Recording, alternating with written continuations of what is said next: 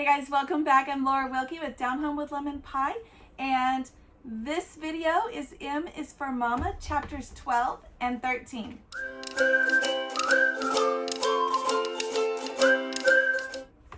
Alright guys, welcome back. I am so excited you guys are here. I do apologize for last week when I was unable to get those videos up for you guys. My voice was gone. I couldn't even make them. I appreciate the prayers, and I posted on the YouTube channel about a freebie. It is expired now, but I hope you were able to grab it because it is awesome. Some life cycles that were free, and I was excited to have that for you guys. I didn't make that, just to clear the air. I didn't make that, but I saw it available and I wanted you guys to have it too. So this is the 7th video in this M is for Mama series. We are going through this book chapter by chapter together, and this video is for chapters 12 and 13. If you have not already, I do encourage you to pick up this book. It is available on Amazon. I think I paid about $13 for it. It is a beautiful hardcover, and it's really well done. And it's one of those books that you're gonna want to revisit through motherhood because it's just good. It's one of those that has a lot of good wisdom and is just beneficial for mamas and families and parenting. So I do encourage you to pick it up. Don't just watch this video because I'm not hitting every piece of it. I'm kind of just touching on some of the highlights, and I'm not re-endorsed by her. I'm just an honest mom who loves this book and wanted to share it with you guys. So chapter 12 is called Boot Camp Parenting, Correcting Big Bad Habits with a Bite-Sized Approach. I love this chapter because this is something we've actually done in our home, where we have seen something that was just ongoing and it was an issue, and that's basically what this whole chapter is about, is focusing on that one issue, not necessarily letting everything else go, but everything else is not so much the focus. So kind of letting things go, but really focusing on that one thing to kind of nail it down, kind of zoom in on that one thing that you're trying to correct. Actually, in the first page, she says, it's completely normal. This is something that the world will not tell you. It is completely normal to not love or not to love a phase you're in when it's incredibly hard. That is so true. But just because it's hard doesn't mean that we cannot rejoice always, like Philippians 4:4 tells us. It's not the same as enjoying always. That is so true, because sometimes when you're in a rough spot, you can start to feel like, this is not fun. I'm not enjoying this. That's okay if you're not enjoying it, but you can be rejoiceful that God is giving you the strength to get through it. That is often misconstrued, and it's good that she pointed it out. But she's talking about phases, how things, sometimes there's a phase and we're like, oh, I can't believe this, I don't like this phase. But it's also, we know that those phases are going to come and go. And it's such a good reminder. She reminds us here that we don't have a lifetime with our kids. We have a little time, and then they kind of fly the nest. And if we're blessed and lucky, or however you want to phrase it, they will be nearby, or they will keep in touch, or they will, have contact. But ultimately, that time when they are in your house with you, you're raising them, you're guiding them, is a really short time. And those phases will come and go, the good and the bad. She says, I never want my default, and this is so true, I never want my default to be wishing away any phase, even the hard ones, because I don't want to miss out on anything the Lord has to teach me or my children. But neither do I want to feel like a victim of my circumstances. The Lord uses our parenting shortcomings and our children's sinful choices to mold us. He has also given us the ability and the responsibility to face hard scenarios with courage and purpose. Absolutely. So good. Again, back to the one that's so misunderstood, the verse that everybody always says, God's not going to give you more than you can handle. And it's totally not true. He will give you more than you can handle, but he will walk with you through it so that you will be able to go through it. Even though it's human nature to test our limits, there's no guarantee that a stage of rebellion will not beget more rebellion if left unaddressed. Absolutely. So sometimes it's tempting to say, oh, it's just a phase, he'll grow out of it, and not really even address the phase that is happening. It can be tempting to do that, and especially if you have multiple children like I do, because you see these phases come and go so frequently that it can be easy to say, that's going to go away, he'll grow out of it. But like she tells us, very good, sometimes a stage of rebellion will lead to more rebellion. So true. So she focuses on boot camp parenting. The practice of breaking tough parenting tasks down into manageable, bite-sized goals had served me well for over a decade. Her go-to for everything. She tells us that boot camp parenting is usually low on physical exertion. There's not a lot to it, but high on mental perseverance. That is so true. It's basically a short time of focusing on a particular area of training. We have done this many times. I have just plugged it in. We're going to nick this in the butt and go through it. And we've done that. She says, when we acknowledge an area where maybe we've been lax or we've been letting things slide, and then we just sit down and we try to get it taken care of. She says, step one, we're going to pray about it. Of course, absolutely. This one is a good one for me because I do struggle with this. She said, often the biggest hang up in addressing problematic behavior in our children is not the behavior itself entirely, but it is our lack of follow through. Very true. If there is one thing that I find myself struggling with, like I've told you in the past, it is that consistency, that follow through, that remembering to keep doing it over and over and over. And in my mind as an adult, we kind of can get into that, well, we've told them once so they know, and you just forget to continue to tell them, and then you feel like, what's happening?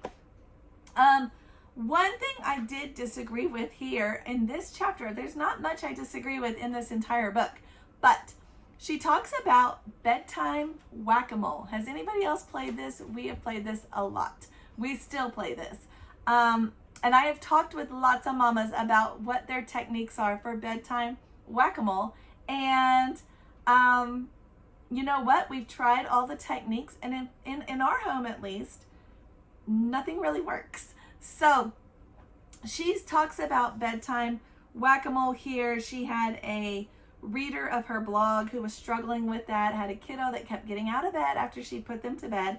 And she gave some ideas to help.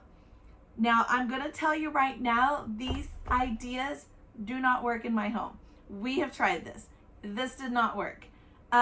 She said, prepare your kids for bedtime by letting them know exactly what you expect and exactly what will happen if they don't obey. Done it. Remind them that once they go to their rooms, they will not be allowed to come out for something they forgot, so they better do it now. We've done that, and we've walked them through all those steps. Stand outside the door and calmly send back any child who attempts to worm his way through. Provide discipline if outright belligerence rears its ugly head. And she says, she says less than a week later, the particular reader messaged her and said it was working. Everything had fixed. I don't know, not in our home. We still have kiddos that are up and down bedtime whack-a-mole. We've done all the things. I won't list them all here, but we have tried many, many techniques, and I don't know. So I'm going to disagree with that here, but perhaps it works for others. But we have had other situations where we have had to kind of stick with something and really knock it out, and we have been able to do that. She says boot camp parenting is as much about training ourselves to put in the hard work of motherhood, as shaping our children's habits. Yes, exactly. If we're honest, all too often, I'm too tired masks our own lack of dedication or discipline. Absolutely. Also, distracted. You can fill in the blank with all kinds of things here. Absolutely. But it is good to do. She says Proverbs makes it clear that parenting is much more about godly principles than exact prescriptions. Yeah, absolutely. It is true. It is true. That's true. She says, yes, it's helpful to reach out to women who are farther down the mothering road, but it's no guarantee that they will have encountered our exact parenting crisis. Absolutely. So with the bedtime thing, yes, we've had kind of ups and downs where they will do great for a while and then something changes and not so much. And same thing. We can call and talk to all kinds of moms, but she talks about actually taking it all back to the Lord and asking him to show you wisdom in that area. We've done that as well, and it actually is better these days than it had been in the past. So I'm going to say, yes, absolutely. Go to God first. That's basically what this whole book is about, is seeking the Lord and not the world in all of your parenting issues, basically. The next chapter is, I absolutely love this one so much because I've been telling my kids this even before I read this chapter. And yeah, it's just a good one. It says, cultivating a peaceful home, constant fighting does not have to be the norm. Growing up, I remember TV shows, books, the world even would just say things like sibling rivalry, or you would see shows and the siblings were always fighting. That was just the norm, supposedly, right? And it wasn't until we had our twins that we started we wanted our twins to be really close. And we wanted all our kids to be close, but something about them being twins, it just stuck out more in our brains. And they're girl-boy twins. And I remember telling them when they were very little, twins don't fight. Twins don't fight. That's not what twins do. And we even carried that to siblings. Siblings don't fight. You work through your problems and you grow together. You don't fight. And that is what she's talking about here. The world will tell us that siblings don't get along, that everybody has these crazy family members and the world can't get along and siblings can't get along, family can't get along. You'll even hear like, don't ever work with family, don't live with family, all these things, because they can't get along. And it's such a lie. That is not the way God planned for families to be arguing and fighting all the time, even siblings. So this chapter is about teaching them to get along. To some extent, they are an inevitable part of growing up as our kids wade deeper in the waters of adult conflict. She's talking about rivalries.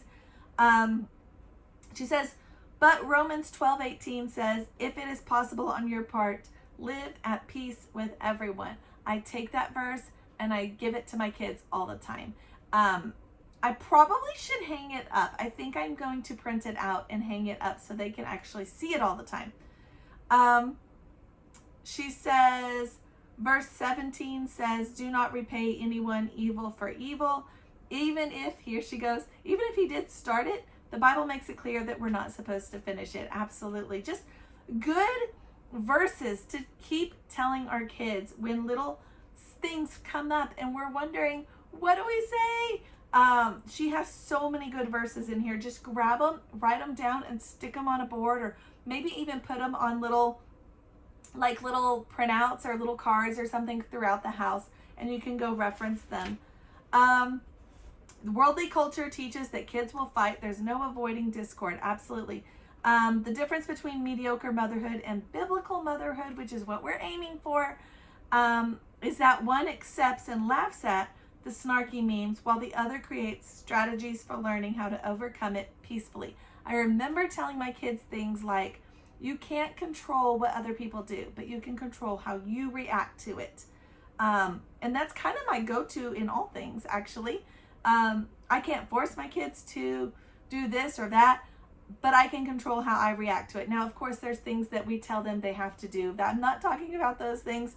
But in general, I can't force them to do different things. There are things that they will have to learn and grow and realize that that is what God wants them to do. And they have to make that choice to do those things. The fact is, almost all our family conflict action steps are steeped in Bible truth, which teaches us the reason for our sin and what to do about it. I love this. I'm going to read from you for you. James 4 verses 1 through 3. It says, "What causes quarrels and what causes fights among you? Is it not this, that your passions are at war within you? You covet and cannot obtain, so you fight and quarrel. You do not have because you do not ask. You ask and do not receive, because you ask wrongly, to spend it on your passions." I actually because she addressed this, I actually used it in our home this week. She says, "Why do we quarrel? Because we're selfish and want what others have." The concept of contentment with and thankfulness for what we already have is what we need to work on.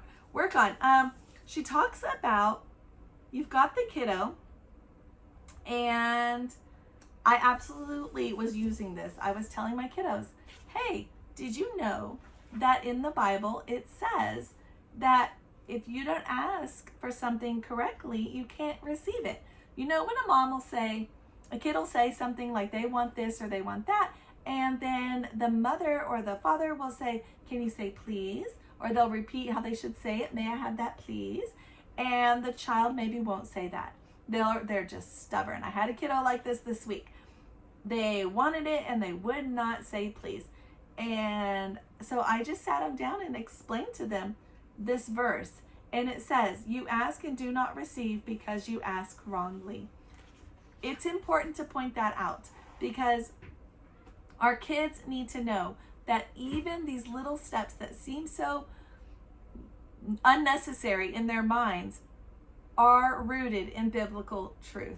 So absolutely, she says, so much friction could be avoided in our homes if we would all just express ourselves with the same kindness and cordiality with which we would like to be addressed.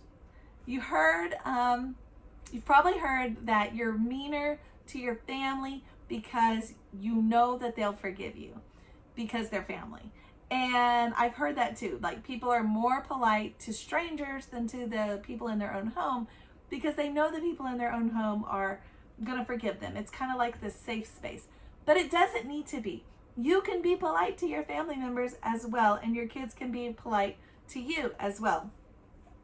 So she says, let me see, pushing past the lump of pride to humble ourselves before our peers. Yes. Talking about, just keep reading the Bible. There's so much that she references here that she even talks about, every time I read it, there's something new, and that is absolutely true. So I will just say that. So because of James 4, the verse I just read, we start by practicing contentment and gratitude with what we have, which helps us avoid picking fights with our brother just because he has something that we want.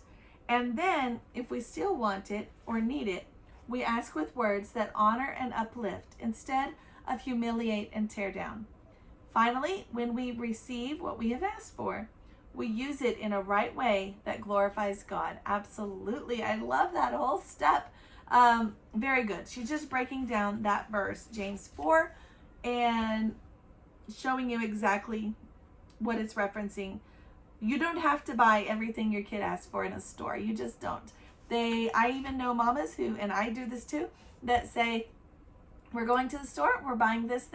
You're not to ask for anything. I've told my kids that for years, and they don't even try. Well, the bigger ones don't. The little ones are still learning. So the bigger ones, though, they know that we're not even supposed to ask. So that's good. Do nothing from selfish ambition or conceit, but in humility count others more significant than yourself. That is another great verse that you can clip out, hang on your wall, reference it with your kiddos when things are going wrong. Philippians 2, if we are to grow in Christ likeness and maintain an atmosphere of peace in our homes, because verse 14 says we should do everything without grumbling or arguing. My kids know that one by heart because we have referenced it so many times. Our kids do not have to fight constantly. The Bible gives us clear instructions about how to achieve peace in our homes. It's very good. It is very good. There are a few more things that she touches on here. The golden rule, do to others as you would have them do to you, which is from Matthew 7:12. She talks about her penny reward system, which was the previous video, which we have initiated in our home now for 2 weeks, and it is going very well. So I will mention that. Swift, consistent consequences, absolutely. This is the same stuff that you know, but like I said, it's putting it into play, into practice that sometimes is the tricky part. Not necessarily training the kids, but training ourselves. So that wraps up those chapters, guys. We are coming to the end of this book. Yeah, we've only got 3 chapters left, guys.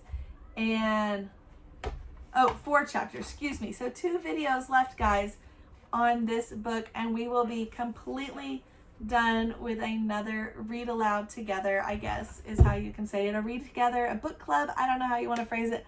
I do thank you guys for joining. If you missed any of the videos in this series, definitely go to the playlist. It says M is for Mama. Check them out because every single video is very good and will be a blessing to you because this is a very good book full of wisdom. So I do recommend it. All right, guys, thanks for watching. On Friday, I am going to share with you what we're doing this year in our homeschool. So stay tuned for that.